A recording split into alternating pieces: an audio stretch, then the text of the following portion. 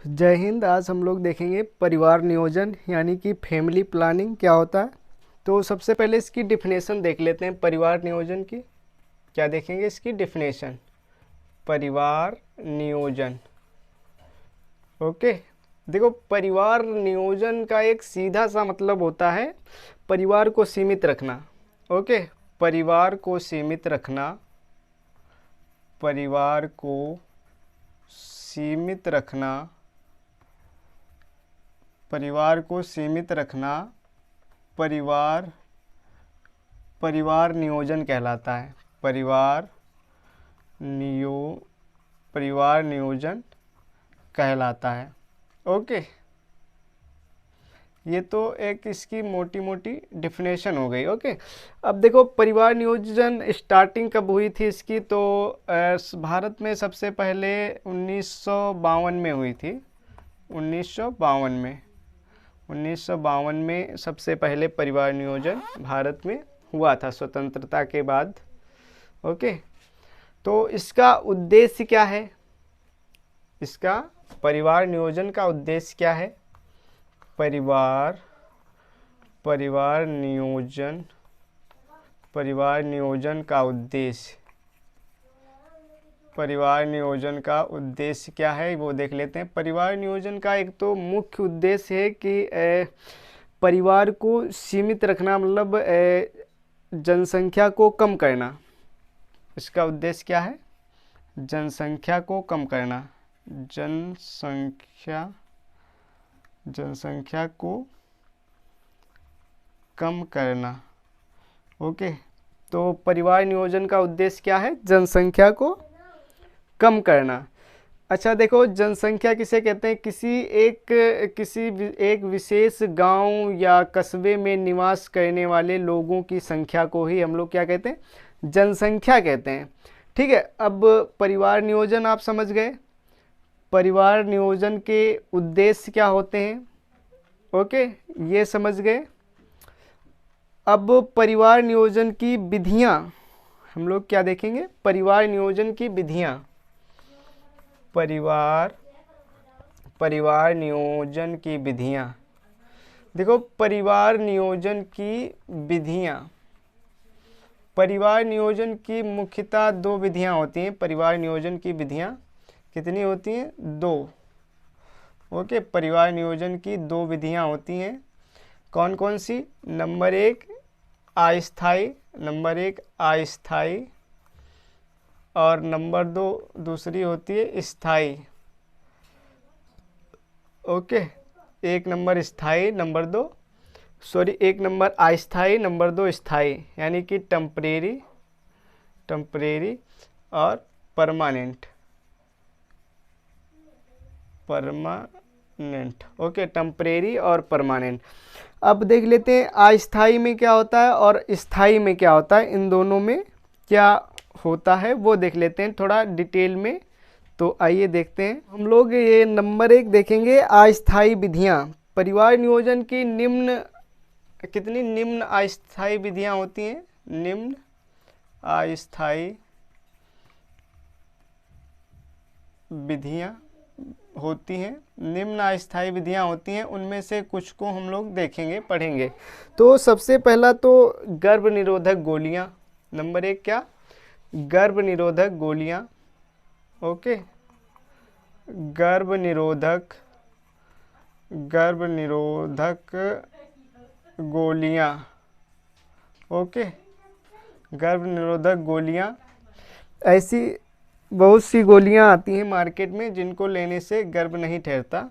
तो जिसमें इम्पोर्टेंट होती हैं माला डी, पर्स, सहेली, ये बहुत सी गोलियां होती हैं। ओके, नंबर दो पे आता है कॉपर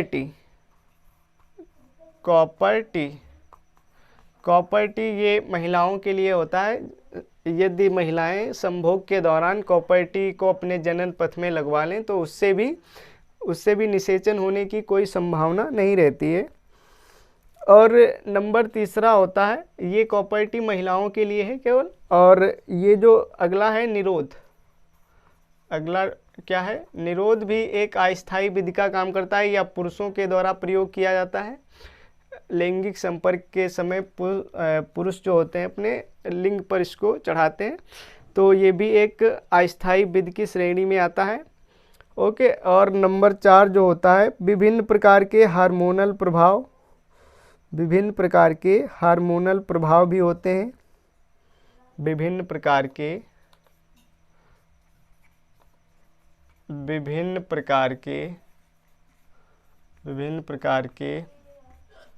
हार्मोनल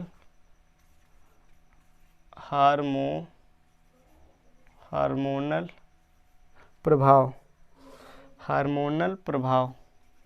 ओके, तो ये आप समझ गए अस्थायी विधियां। इसके बाद में हम लोग देखेंगे स्थायी विधियां। परिवार नियोजन में अस्थायी विधियां आप लोगों ने देख ली, अब हम लोग देखेंगे स्थायी विधियां। स्थायी विधियां, तो परिवार नियोजन की स्थायी विधियां 2 ही होती हैं। कितनी होती हैं? 2। एक नसबंदी होती है, दूसरी नलबंदी होती है। पुरुषों में इसकी शुक्रवाहिनियों को काटकर बांध दिया जाता है जिससे शुक्राणु बाहर नहीं आ पाते हैं, वो डिटेल में अभी देख लेते हैं। तो नंबर 1 क्या होता है? नसबंदी। ओके, नसबंदीकरण या नसबंदी। ओके, नसबंदीकरण। ओके, तो इसमें लिखेंगे, इसमें पुरुषों की शुक्रवाहिनियों को काटकर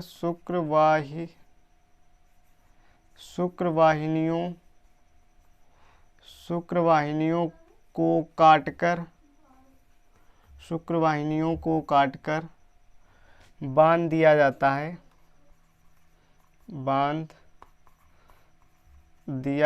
है, जिससे शुक्राणु बाहर नहीं आ पाते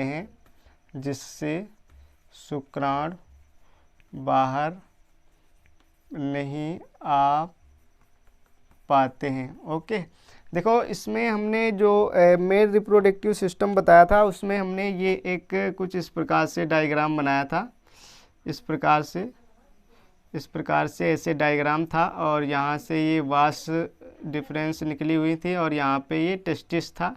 ये हमारा टेस्टिस था और ये वाली जो थी ये वास डिफरेंस थी।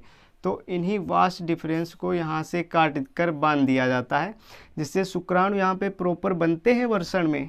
टेस्टिस में शुक्राणु बनते हैं लेकिन ये बाहर पेनिस तक नहीं आ पाते हैं, तो इसे ही वास डिफरेंस को काटना वेसेक्टॉमी यानी कि नसबंदीकरण कहलाता है।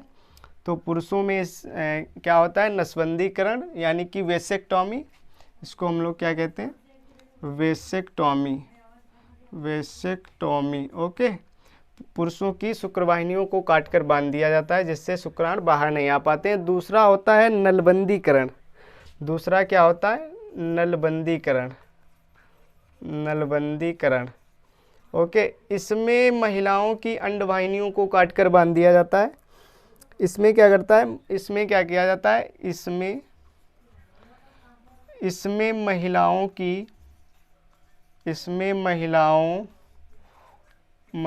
की अंडवाहिनियों को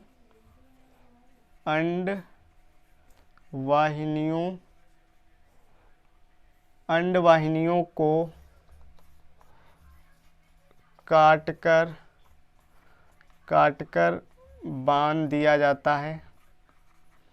बांध दिया जाता है जिससे अंडाणु बाहर नहीं आ पाते, जिससे अंडाणु यानी कि ओवम बाहर नहीं आ पाते।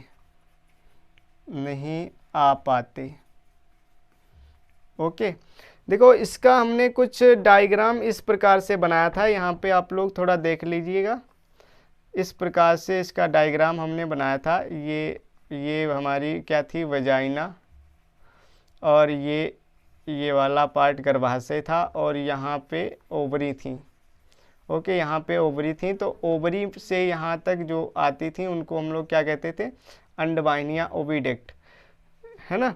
तो इन अंडवाहिनियों को यहाँ से काट दिया जाता है, इन अंडवाहिनियों को यहाँ से काट कर बांध दिया जाता है, जिससे कि अंडाणु बाहर नहीं आ पाते हैं। ओके, तो पुरुषों की शुक्रवाहिनियों को काटकर बांधना वेसेक्टॉमी कहलाता है, जिससे शुक्राणु बाहर नहीं आ पाते हैं। और महिलाओं में अंडवाहिनियों को यानी कि फैलोपियन ट्यूब को काटना यानी कि ट्यूबेक्टॉमी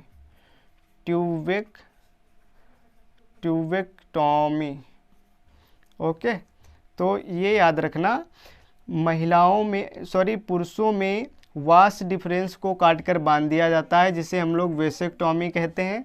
और महिलाओं में अंडवाहिनियां यानी कि फैलोपियन ट्यूब को काटना ट्यूबेक्टॉमी। ओके, तो पुरुषों में नसबंदी, महिलाओं में नलबंदी। तो ये परिवार नियोजन की दोनों विधियां हैं। ओके।